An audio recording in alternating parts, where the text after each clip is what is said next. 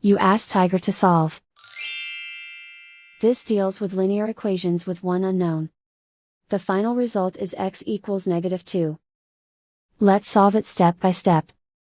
Group all x terms on the left side of the equation. Subtract 4x from both sides. Group like terms. Simplify the arithmetic.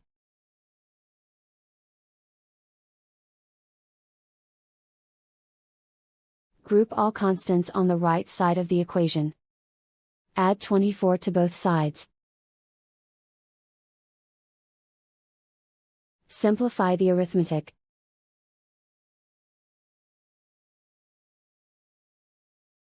Isolate the x.